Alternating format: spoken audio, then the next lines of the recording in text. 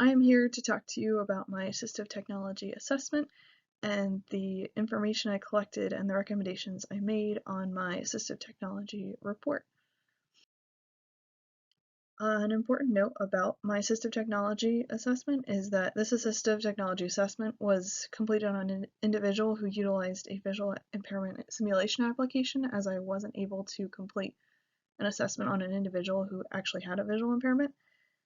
The information that I did include in this report and in this presentation are related in a manner as if the individual has a visual impairment, but just so you know. The following information that I'm going to talk about now is my participant information and their needs. My background information for my participant is her name is Madeline Smith, and her name was changed for the assessment as well. She is a 25-year-old female diagnosed with a progressive visual impairment, and her visual impairment is called retinitis pigmentosa. Currently, she has no night vision and no use of her peripheral fields. She's gradually losing her central vision, and it will eventually lead to total blindness. And right now, she can see general shapes and general forms of things, especially those things in the distance, but she has trouble viewing detailed information and reading print and things like that. And she relies a lot on her auditory senses to gather information. She was diagnosed when she was in school, but she did graduate high school in 2012. Some classes that she did well in were her English classes and her music classes. She always struggled with math and science classes and anything having to do with math problems and computation and things like that. She has a lot of problems with mental math and keeping numbers in her head and things like that. And while she was in school, she had special education services under the category of visual impairment, including blindness. And with these services, she did learn Braille and cane skills to help her with her travel with her decreased vision.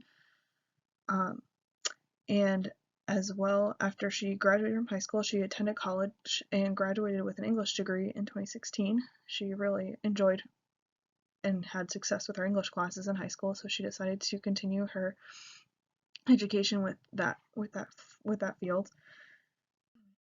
Her current occupation right now is she blogs about her experiences with her visual impairment, and to get some extra income, she also does some freelance editing for other bloggers and a local newspaper as well to supplement her income. She currently also lives with her parents, but a goal for her in the next few months is to move out of her parents' house, and of course she has some issues with that transition, but we're hoping to look at those issues in this report. A major concern for this transition of her moving on her own is being able to grocery shop independently and stay on a budget. She has gone shopping with her mother in the past, but she's usually not the lead in these shopping trips, and she usually is not the one paying the cashier or putting the products in the cart, things like that. And she is able to navigate to the store independently. She's used public transportation a lot, so there's no issues with that. But so the main activities that she might have issues with are in the store. And some of the activities that were listed as a potential concern for her include identifying products and prices and knowing where to find the products in the store, so navigating in the store. And also being aware of how much money is being spent. They list that as a concern for her, and keeping track of that in the store as she's shopping. And a final issue that might be present in the store for her is identifying the denominations of paper bills in the store, whether that be in her wallet or identifying them at the cash register and things like that. The next section we're going to get into is the interview section. I interviewed my participant, Madeline, and as if she had a visual impairment, and because my participant did not actually have a visual impairment, I was unable to interview her parents, but if she would have had a visual impairment, I would have included her parents in this interview process as well to get their information and their concerns. On my assistive technology report, I did include some information that was from her parents, but I based this information off of the feelings of some of my parents have with some of my real life students, because I did want to make sure I included some information about that as well. Here is a short video clip from the interview process. I didn't include all of the whole interview, because it was quite lengthy, but I just wanted you to get an idea of what what types of questions I asked and how I interviewed her and things like that. So here is the short clip. So, what do you feel are some of your current needs right now? Well, I definitely need to keep working on Braille because, well, that's an issue, and I want to get better at it. It'll be really beneficial. Another thing, it's a goal for me in the next few months, hopefully, is to move out my own. I'm still with my parents. I see a lot of my friends are out on their own, and I'd also like to be independent. It's very important to me. Okay. So for the most part, I think it'll be fine. I have a couple concerns, but honestly, the biggest one is just grocery shopping. Oh wow. Shopping in general, but really grocery shopping has been an issue for me. I've never gone by myself grocery shopping. My mom or somebody else has always gone with me. So I'd like to be able to do that on my own. Okay. Awesome. Very cool. So what are some of your like specific concerns within the store? Like, or do you have trouble navigating to the store, or is it just within the store? Like, it's mainly within the store. Navigating to it isn't an issue. When I go with my mom, we always just go in our car, so that's no issue. But I've tried public transportation, and that has also been pretty easy for me. No issues there. okay. So navigating isn't a huge deal for me. It's mainly like once I get in the store, Okay. I have a hard time differentiating between a couple of the items, and really the prices are like the huge thing with me. I can't keep numbers in my head, so well, I can't see the prices, and I can't keep the numbers in my head anyway. So I'm trying to stay in budget, but it's hard when I can't calculate them and I don't know what the prices are. So that's kind of a huge issue for me. I've always been really bad at math, so yeah. Okay. So what about math is hard for you? Like, so it's keeping the numbers in your head, right? And like is the mental math a problem? Like being able to do the prices together and things like that. Yeah. So usually I use a calculator or something like that to calculate the prices, but again, in a store it's kind of difficult if I don't even know what the prices are because they're always changing, and it's just difficult. So what do you feel?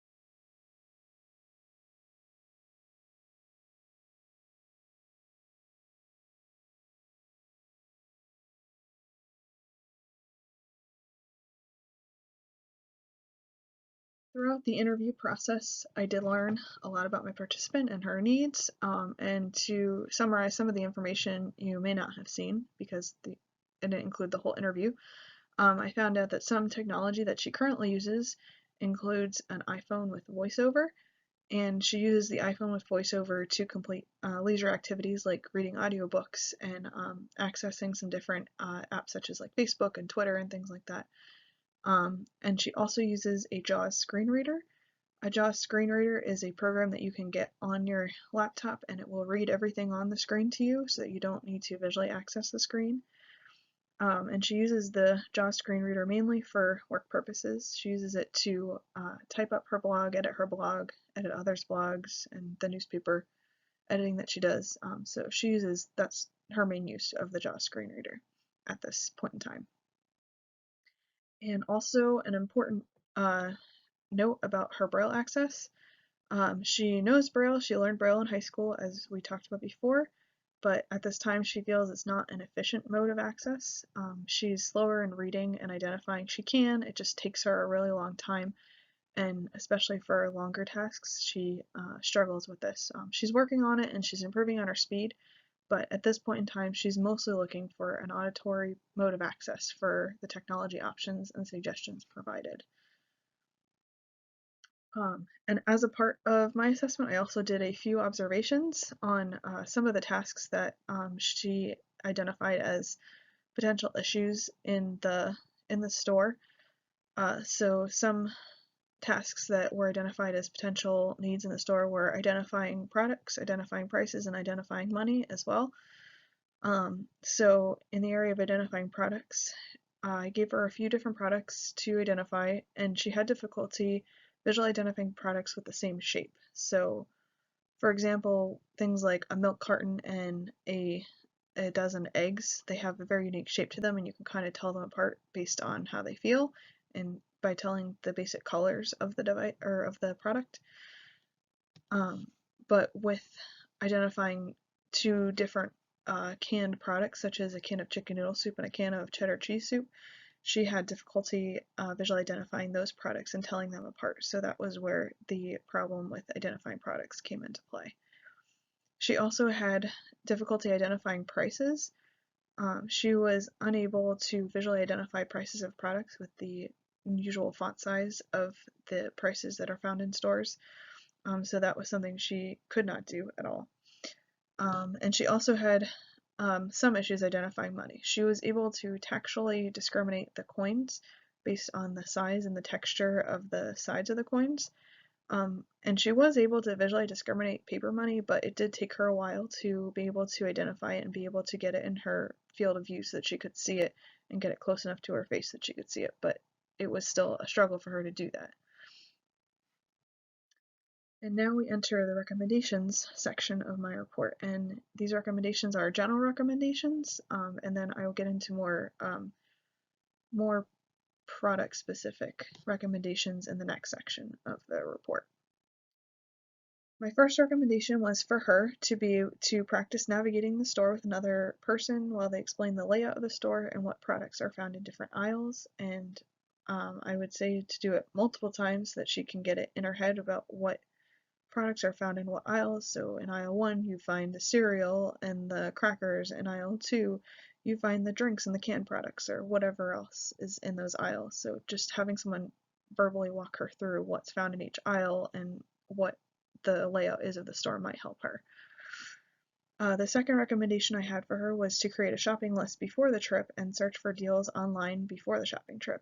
A lot of stores you can find their weekly ads online, and you can use those ads to help you purchase things that are on sale that week and help you stay more in budget.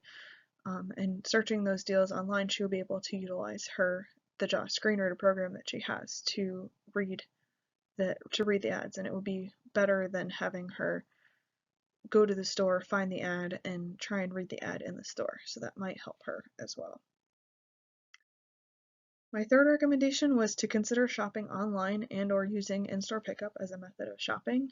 With a lot of stores like Walmart nowadays, you can just shop for what you need online, and then somebody does your shopping for you, and then you can just go pick up your groceries. And I thought that would be something for her to consider using, so that it would take out the issue of her having to navigate the store and find the products and find the prices, because she'd be able to read those easily online, and she could do this all with her JAWS screen reader.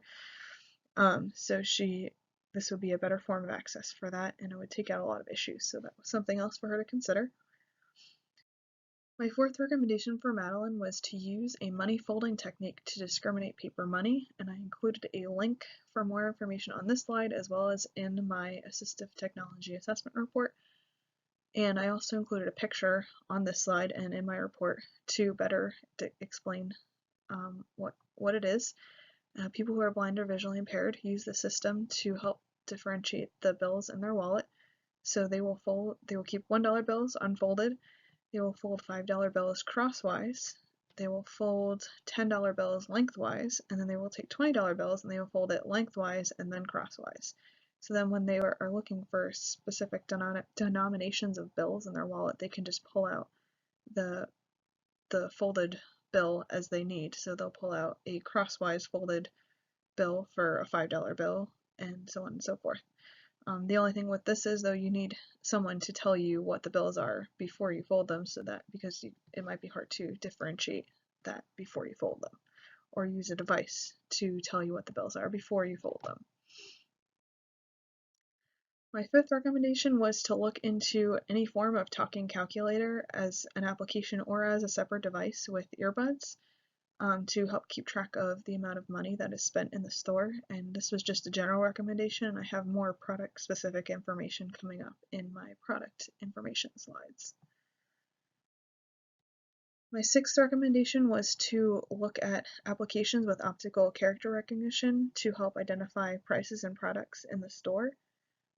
These applications can help identify, or they can attempt to identify letters and in some cases images, and read or give auditory information about the picture that is taken or what is seen through the camera lens. And I have more information again about that in the product information pages coming up.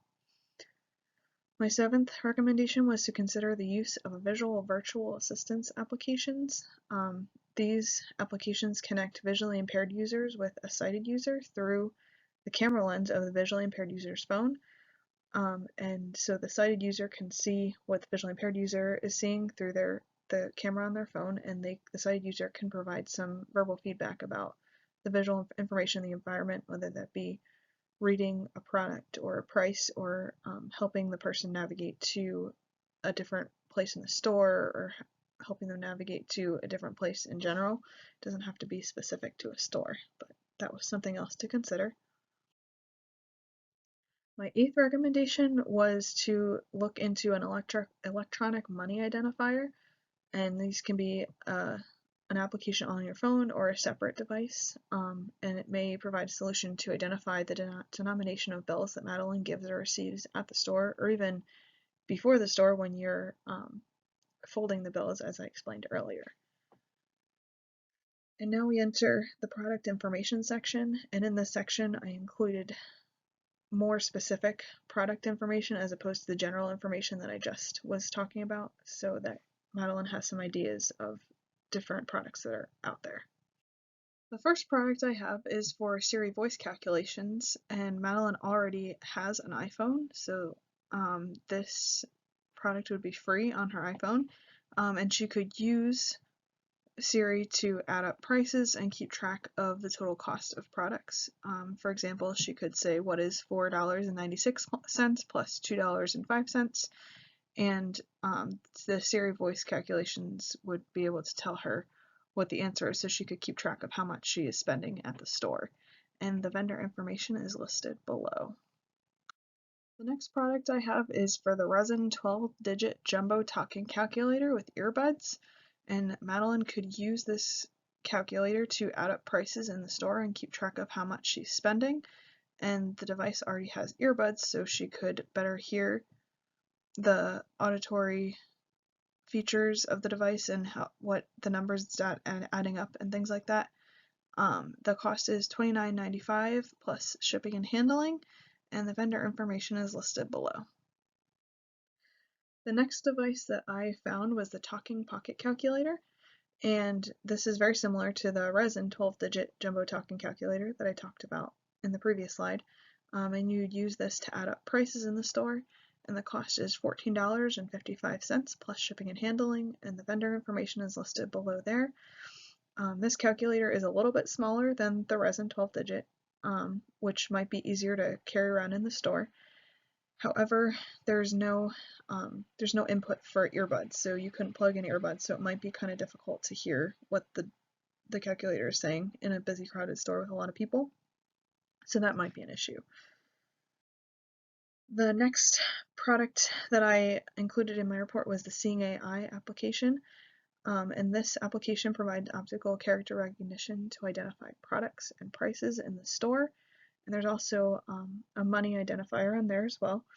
It does many different things. You can identify this, you can do scene preview, so you can kind of identify what is out there, what products are out there, and things like that. And this application is a free application on the Apple Store, and I listed the vendor information there below. The next application that I included is called Be My Eyes. This is a visual virtual assistant application to connect visually impaired users with sighted volunteers. And these sighted volunteers can help with identifying products and prices and money identification, as well as navigating within the store. And as I talked about before, this application will connect the sighted users with the visually impaired users through the visually impaired user's camera lens on their phone. So the sighted user can see what the visually impaired user is looking at, so they can verbally describe whatever it is. This is a free application on the Apple Store, and the vendor information is listed below there. And the main thing about Be My Eyes is that it is run by volunteers. They are not trained professionals. So just something to keep in mind. My next product is the ARIA Visual Virtual Assistant application, and this is very similar to Be My Eyes. It can do everything that Be My Eyes can do, except with this product system there is a cost. The guest plan, which is unlimited phone calls under 5 minutes, is free. The intro plan, which is 30 minutes a month, is $29 a month. The standard plan, which is 120 minutes a month, is $99 a month. And the advanced plan, which is 300 minutes a month, is $199 a month, and the vendor information is listed below. The main difference between ARIA and Be My Eyes is that ARIA uses trained sighted individuals to help those that are blind or visually impaired. With Be My Eyes, it's mainly run by volunteers, so they may not always be able to provide the help that someone that is visually impaired needs, because they may not know how to say things, or how to ask the right questions. So people that work for ARIA are trained on the right questions to ask and things like that. And also ARIA is available all the time. If you're on Be My Eyes, sometimes there are no volunteers available, so they can't be of help. So that's another benefit to ARIA and actually paying the money to use ARIA. The next product system that I have is the cash reader, the bill identifier, and this is an application that you can get on an iPhone to identify denominations of paper bills, either auditorily, visually, or tactually. It'll help to identify the denominations of paper bills by making the denomination or the value of the bill bigger. As you can see in the picture, it has a big number 10 on it because it's a $10 bill. It also will auditorily say what the value of the bill is, and then it will tactually identify the bill by giving different vibration tones to whatever the value of the bill is. And there is a cost associated with this cash reader bill identifier, and the cost is 1 month is 99 cents, 1 year is $5.99, and a lifetime purchase is $17.99. But there is a free 14-day trial to trial out and see if you do like this application. And the vendor information is listed below there. The final device that I recommended on my assistive technology report is the iBill Talking Money Identifier. This is a separate device that identifies paper bills auditorily, and as you can see in the picture, it's a small rectangular box that you slip a paper money into the slot, and it will read out what the value of the bill is. The cost is $137.82 plus shipping and handling, and the vendor information is listed below in this slide. As far as next steps after the assessment was completed, I would work with Madeline and her family to help conduct AT trials if it was needed, to trial the different recommendations to determine their effectiveness in her grocery shopping experiences. And then Madeline and her family would utilize the devices and strategies that they found most helpful for her to use to work on the AT implementation of it. And then I also, on my assistive technology report, I put my contact information for more training and clarification on the recommendations as needed. And that is about it for my assistive technology report, and I hope you found this helpful. Thanks.